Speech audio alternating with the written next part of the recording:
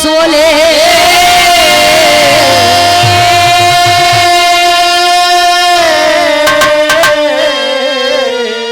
पूजो बाह हमारी कहन लगे मुस्कान।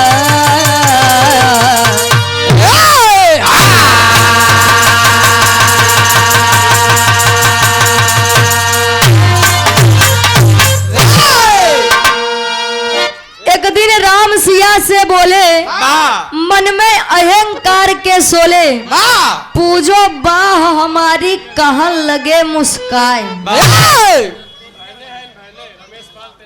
आप आदरणीय धर्म के बड़े भाई श्री रमेश पाल जी तेलियरगंज की पावन धरती से ये आप घर मालिक परम सम्मानित श्री राजकुमार जी क्या भाई भाई 101 रुपए का महान आशीर्वाद।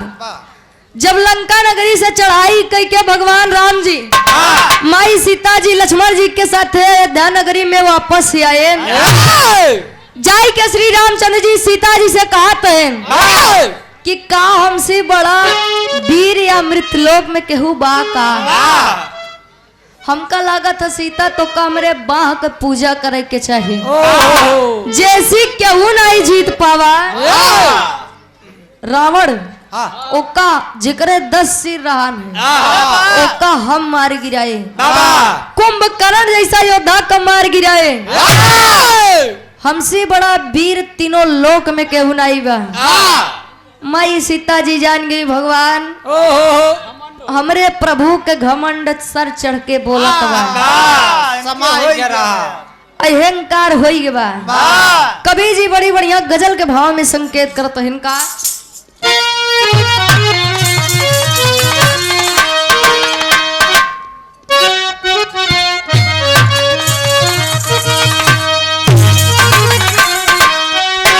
जिंदगी में क्या रहा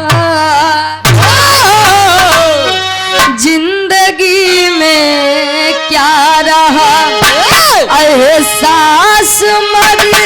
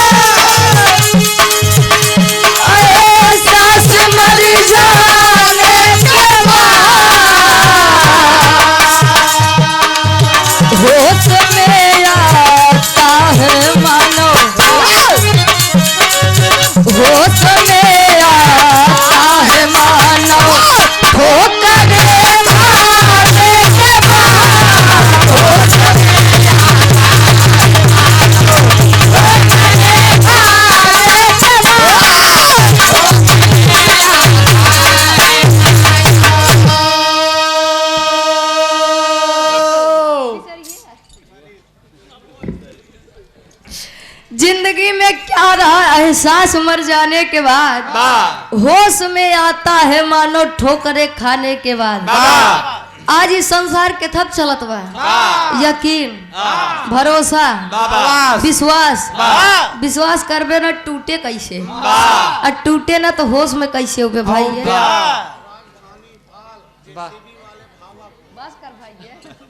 आप आदरणीय श्री राजधानी पाल जेसीबी वाले भावापुर की पावन धरती से 100 रुपए का महान आगे पीछे से खोद आप आदरणीय श्री महेश कुमार पाल जी 100 रुपए का महान आशीर्वाद गोड़ छुके पहली बार।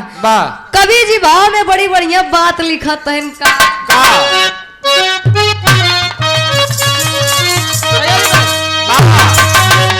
आदमी से आदमी को आदमी से प्यार करना चाहिए।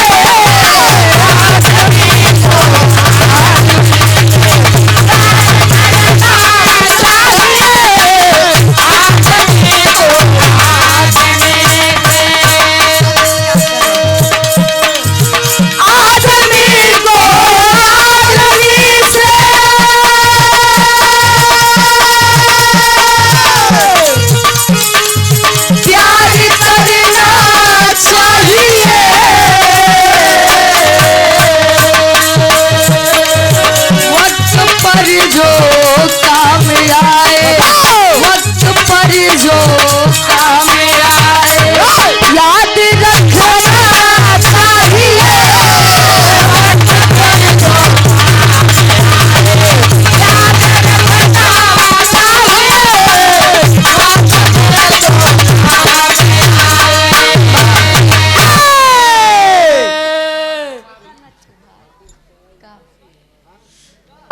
सम्मानित परम श्रद्धेय आदरणीय बबलू वाह प्रजापति है। अच्छा, बबलू प्रजापति जी 51 रुपए का महान आशीर्वाद। आप आदरणीय परम सम्मानित श्री राकेश पाल जी झूसी की पावन धरती से 21 रुपए का महान आशीर्वाद गोड़ छू के पहली बार। आदमी को आदमी से प्यार करना चाहिए, वक्त पर काम आए याद रखना चाहिए। कहा थे नहीं अगर बनी जाए। आप आदरणीय बबलू पाल कोतारी की पावन धरती से 51 रुपए का महान आशीर्वाद। मालिक पाल उसरी की पावन धरती से 51 रुपए का महान आशीर्वाद। काय पाने ढेर जने रहा थे लेकिन बिगड़ाई पे बहुत कम जने रहा थे। तो जब बिगड़े पर साथे रहे वो कैसा कभो न छोड़े चाहिए। हमरे विराह के कहानी के शुरुआत ही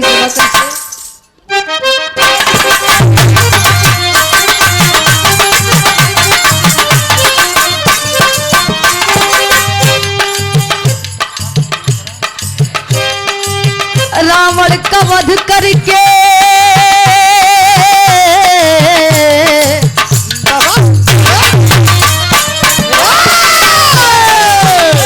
रावण का वध करके राम घर को आए हैं। घर घर में खुशी मनी दीप को जलाए।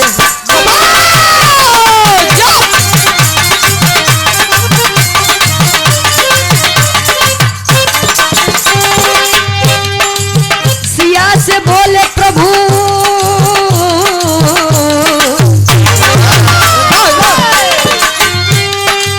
सिया से बोले प्रभु वचन को सुनाए हैं। तू जो बाह मेरी हाथ को बढ़ाए हैं।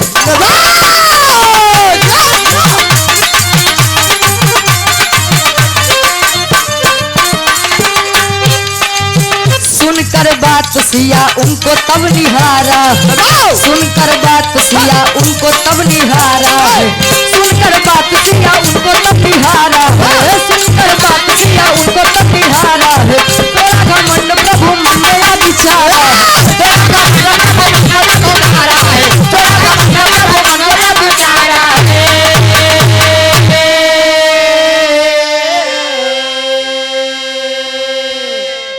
श्री रामचंद्र जी जब बोले कि सीता तो का मार बा पूजे के चाहिए, कैसे कि हमसे बड़ा वीर या धरती पे केहू नहीं बा। मैं सीता जी समझ गई सारी बात। अहंकार ऐसा चीज है कि जकरे अंदर जब से आई गया तो समझा कर पतन चालू। घमंड रावण के रहन है। 10 सिर बा, सोने के लंका बा। हमारे घरे हमार खानदान इतना लंबा बा। राम हमार कुछ कही नहीं सकते लेकिन वो घमंडा या भाई है। आज केहू दियो बत्ती दिखावे नहीं बचा बा। माई सीता जी कहीं बा पूजब लेकिन प्रभु हमार पहले एक बात मानत तब कहन का बतावत वही गीत लगा।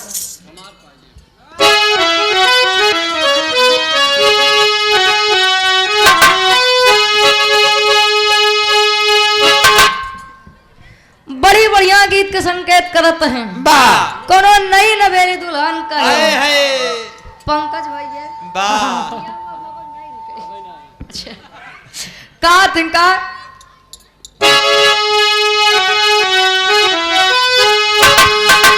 अरे तझुलनी पे उड़ानी। अरे तझुलनी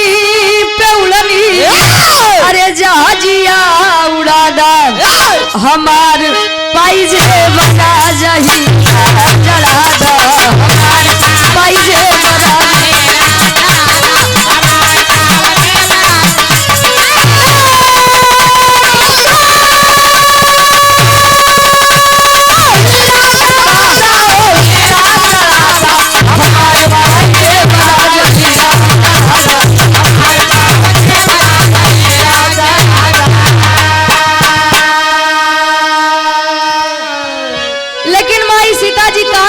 प्रभु श्री रामचंद्र जी से कहा अरे बतिया के माना, बतिया के माना, अरे बतिया के माना हमारे स्वामी तानी बतिया के माना स्वामी।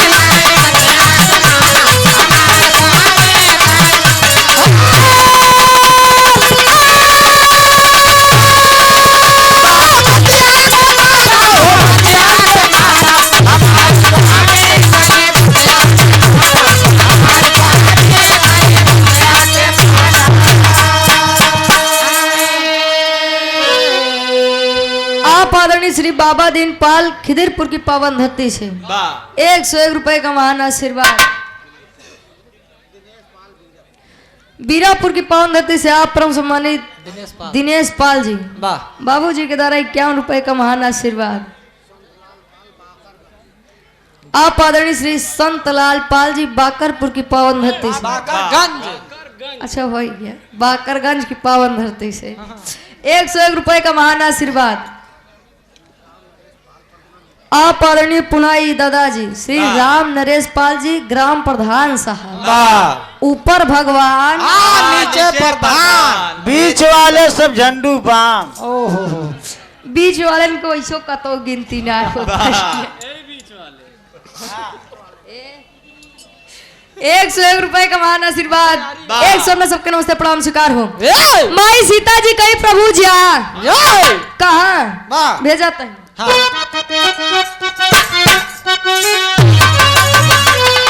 अरे रहेला कोटाक्ष वन में अब एक ठी ललनवा, तो पहले हराम जाई ओके सजनवा, हराम जाई ओके सजनवा, पहले हराम जाई ओके सजनवा।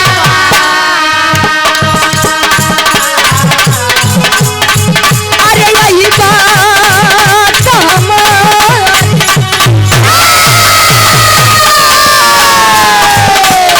बात हमारी सुमनवा में खाना हमारे प्रभु तनी बतिया के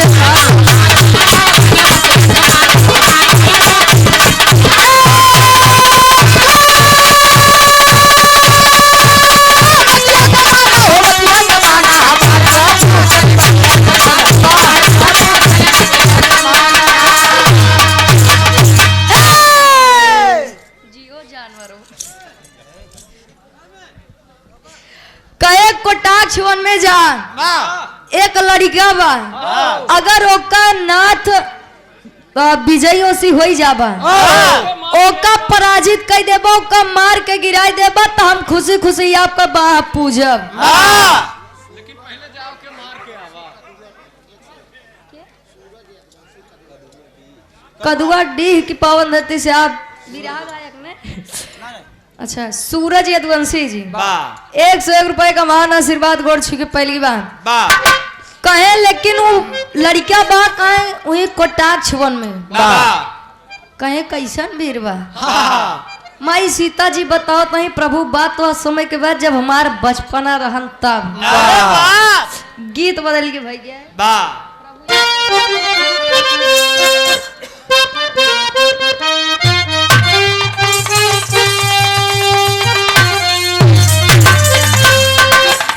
भगवान कन्हैया के वियोग में सारी गोपिकाएं विरह में कह रही हैं का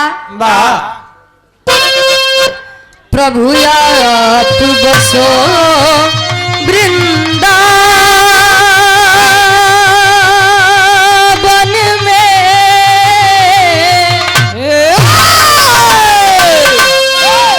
प्रभु आप बसो वृंदावन में, मेरी उम्र बीत गई गोकुल में, प्रभु आप बसो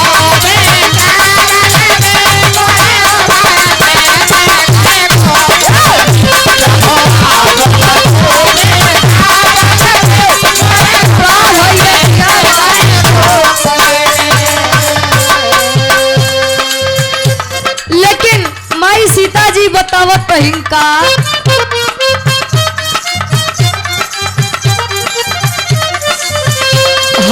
बात प्रभु बचपन की,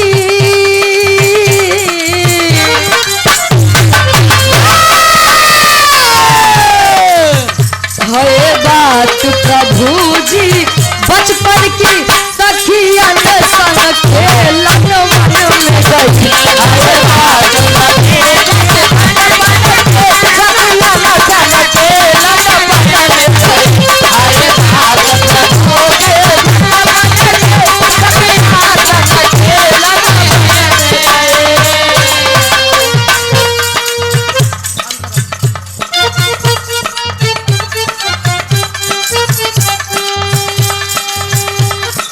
खेल खिलौना करत करत, खेल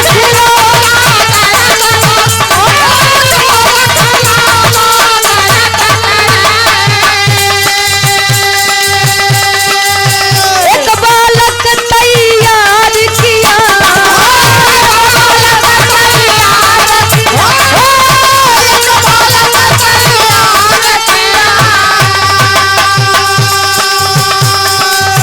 प्यारी सूरत मूरत प्रभु जी, प्यारी सूरत मूरत प्रभु, प्यारी सूरत मूरत प्रभु जी, मन को मेरे झकझोर दिया, मन को झकझोर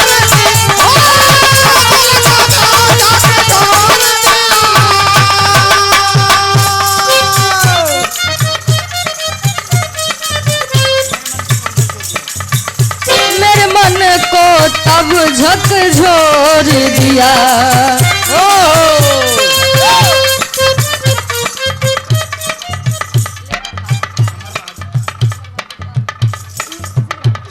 आप आदरणीय धर्म के बड़े भाई स्वर्गीय दादा के आप बेटे हैं। आप आदरणीय श्री अमरनाथ पाल जी, अमर बहादुर पाल जी, ये भैया जी के बड़े पिताजी हैं। 101 रुपए का महान आशीर्वाद, सुंदर पुष्प पंखुड़ियों में गुथा हुआ हार, आशीर्वाद के चार। राकेश पाल बाबू जी के द्वारा 21 रुपए का महान आशीर्वाद। धर्मराज पाल जी कमलदीपपुर की पावन धरती से 51 रुपए का महान आशीर्वाद। अरे झकोरा मार झुलनी, ए बाबू झकोरा मार झुलनी, काई साड़ी लहराए हो झकोरा। लेकिन विराह सम्राट स्वर्गीय गुरु श्री हैदर अली जुगनू जी गवाई का अरे घुसूरी गवा बरधा, ए पंचो घुसूरी गवा बरधा, तसरिया माझारी तनी से उलैले काहे गजब की हूँ बहिनी, अरे गजब की हूँ बहिनी, तछीनियू ना भतार हो, गजब की हूँ। विराह पे गौर करिए आप लोग। श्री रामचंद्र जी चल दिए पूरी पलटन सजा के का, अरे तो से नवा सजाई, ए बाबू से नवा सजाई, ता चाले श्री राम हो से नवा सजाई, चाले श्री राम हो से नवा सजाई, राम हो चाले श्री राम हो चाले राम हो से नवा सजाई, चाले श्री राम हो से नवा सजाई।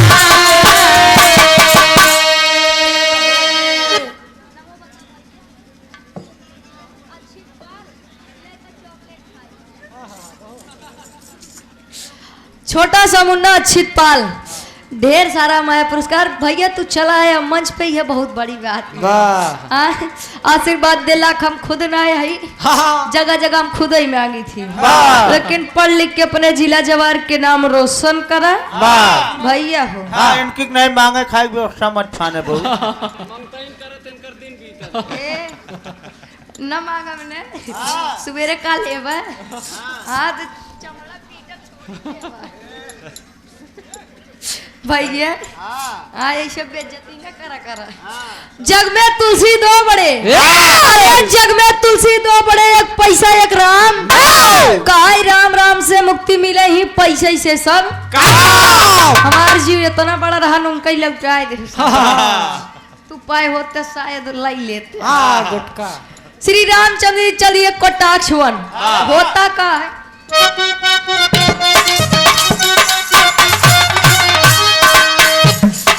देख प्रभु राम जी के बोला है लालनमा, देख प्रभु राम जी के बोला है लालनमा, देख प्रभु राम जी के बोला है लालनमा।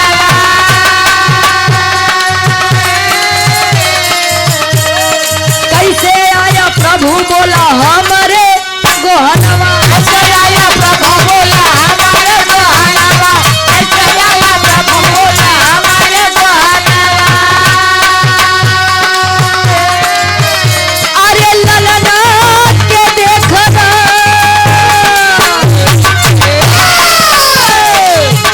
अरे ललना के देखना रहे किसी आई, चले श्री राम कब से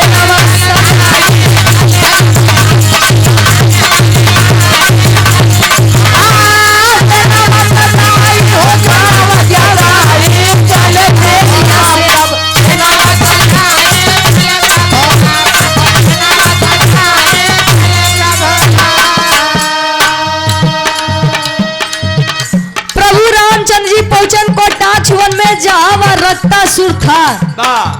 अब रक्तासुर है, रक्तासुर तो सोचत बा अहो भाग हमारे जो प्रभु हमारे द्वार पधारे। लेकिन यार प्रभु श्री रामचंद्र जी अलगई मिजाज में कैसे का मार गिराई, कैसे हमार सीते हमारे बाह का पूजा करें। बेटा तेरी हाँ काहे कैसो इनका मार गिराई और कैसे हमार बाह पूजा जा। हमसे बड़ा वीर क्या हुआ है का हो। अय्या रक्तासुर सोचत बा प्रभु मेरे दरवाजे यहाँ दुआरे यहाँ पहले सेवा सत्कार हो जाए। लेकिन कहा प्रभु श्री रामचंद्र जी अलगई रोब में भैया कहे अगर तुम अपने आप को वीर समझते हो आओ बीच मैदान में, आओ बीच में आओ बीच में। आज फरियाइन जाए के कितना बड़ा वीर बा। पहले बीच में आओ तो पता चलेगा। रक्तासुर समझ गया बा होत का रक्तासुर और श्री रामचंद्र जी के बीच में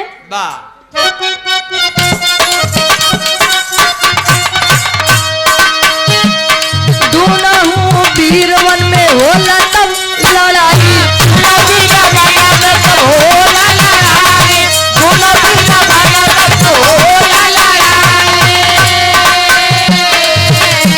सेनावा के मारी दिया घर पहुंचाई, सेनावा के मारी दिया घर पहुंचाई, घर पहुंचाई, घर पहुंचाई। अरे सुनी के खबर माता,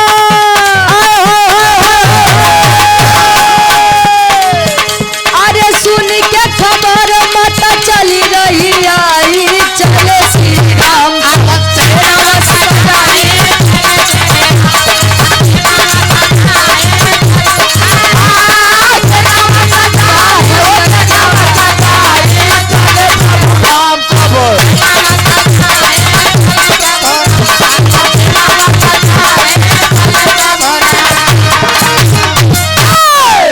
दोनों वीर में आज युद्ध होत बा, घमासान युद्ध होत बा। और भैया वो एक बाण मारे तवार से 10 वाण आवे और सब एक 10 कदम चले तो 100 कदम चले।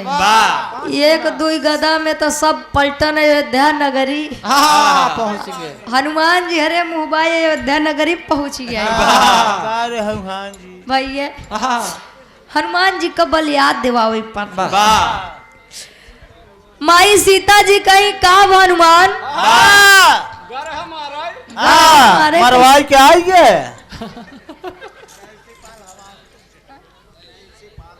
नैन्सी पाल हवासपुर की पावन धरती से 21 रुपए का महान आशीर्वाद भाई है। कैन के सम्मान युद्ध करेगा रे कैसे मुहना लाल भवा इनाय बता मरवाई क्या है कहन मातारी कौने वीर के पास भेज दो हमार 100 का 10 रोकर एक तो हमको से धारा शाही कह दी है बा श्री रामचंद्र जी खतरे में पड़ा हम माई सीता जी सोचत हमारे रहते हुए हमारे परमेश्वर पति परमेश्वर का के मारे पहले मन से दू बेचारे परमेश्वर रहे अब वाले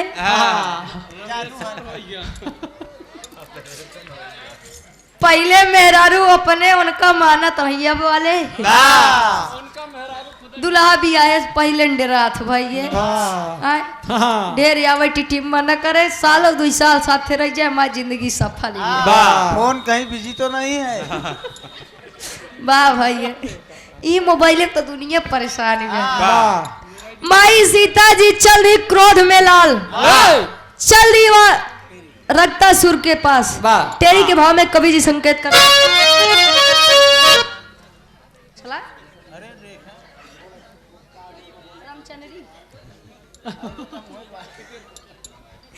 आप पालनी बच्चूपाल जी खिदिरपुर की पावन धरती से 21 रुपए का महान आशीर्वाद गोड़ छू के पहली बार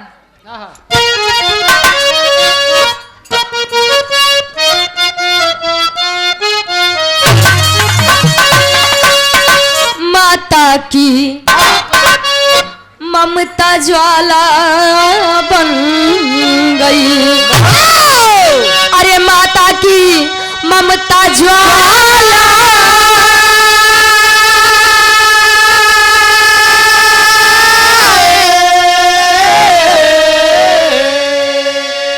माता की ममता ज्वाला बन गई संहार करन को कोई न रोकने वाला अरे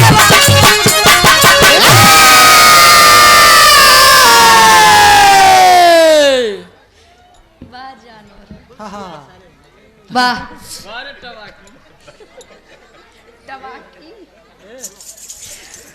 माता की ममता ज्वाला बन गई चली संहार करन अब कोई न रोकने वाला माई सीता जी क्रोध में एकदम काली हो गई चल रक्तासुर के पास भव का भाई है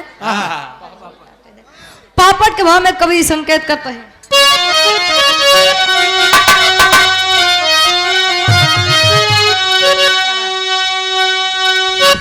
अरे देख सिया के मचल अरे देख सिया के मचल अब तूफानवा बीचे बनवा में अरे देख सिया के मचल तूफानवा बीचे बनवा में क्रोध में कांपे धरती और गगनवा बीचे बनवा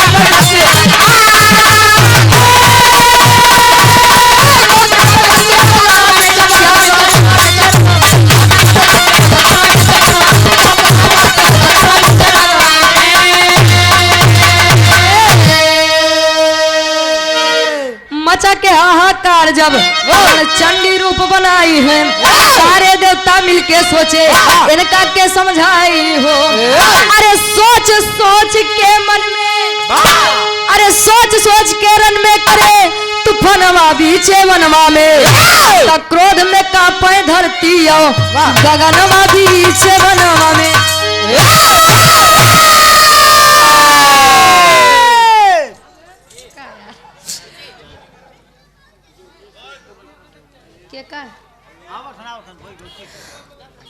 माई सीता के क्रोध देख के धरती और आकाश धरती और पाताल अरे हो गया धरती पाताल आकाश पाताल दोनों कांपा ही लगा माई सीता का क्रोध में शरीर एकदम काली पड़ गए देवता सोचा तो है अगर माई के रोका न गा तो शायद इस सृष्टि खत्म हो सके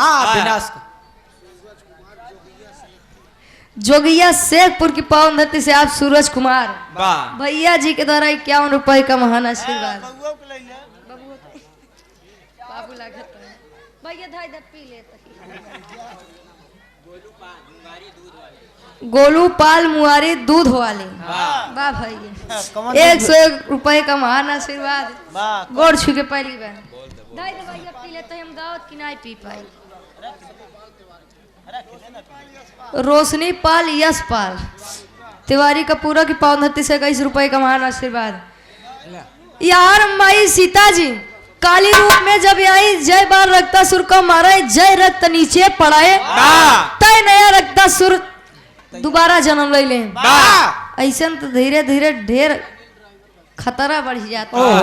माई सीता जी सोचत बस गीत अनिल ड्राइवर भैया जी के द्वारा 51 रुपए का महान आशीर्वाद।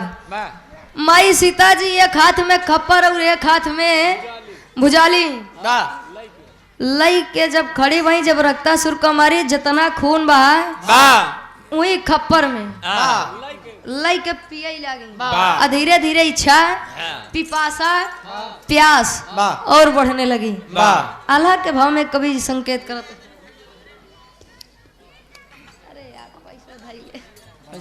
सूरज कुमार जोगिया शेखपुर की पावन धरती से 51 रुपए का महान आशीर्वाद।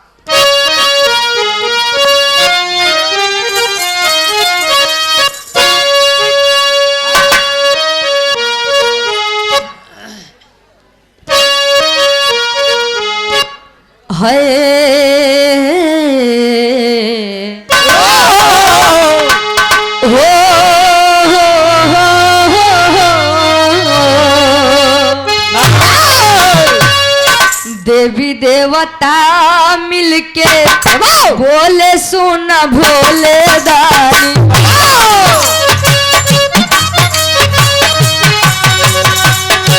दुनिया के बातें बस आपके आधार,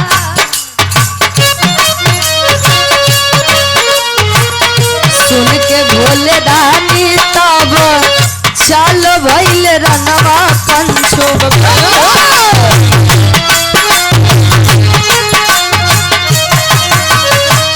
जहाँ देवी सीता मचाए हाहाकार,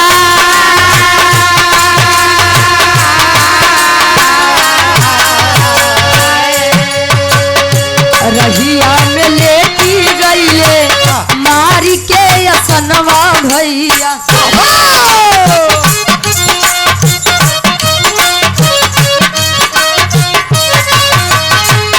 जौने दहिया में देवी करल सधा,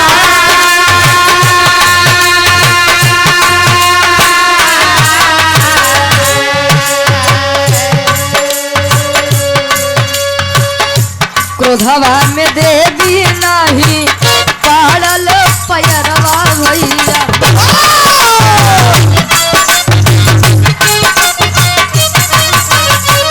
कबले नाग देवता देखा दिए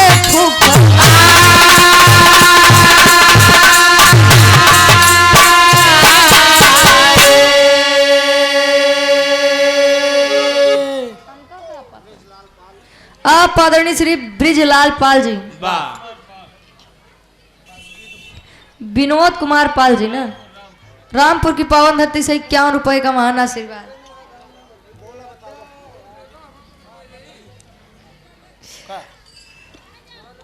भगवान शंकर जी के पास सारे देवता। अबे बताओ भाई भाई नहीं अंतरराष्ट्रीय देवता है। सारे देवता, सारे देवता, सारे देवता क्या यार पहुंचे भगवान शंकर जी के लगे कहे नाथ अब आप ही के आधार बा, बाकी सब तक हार चुके। रुक जा यार। ग्राम उसरी मैलहन बहादुर पाल, राम ग्राम उसरी मैलहन मैलहन बहादुर पाल, बहादुर पाल ये बाबू जी के द्वारा 51 रुपए का महान आशीर्वाद।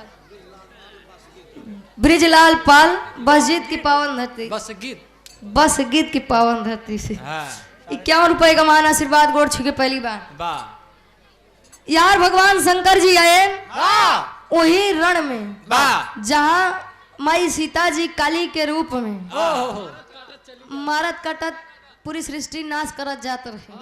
भगवान शंकर जी बीचों बीच आई के लेट गए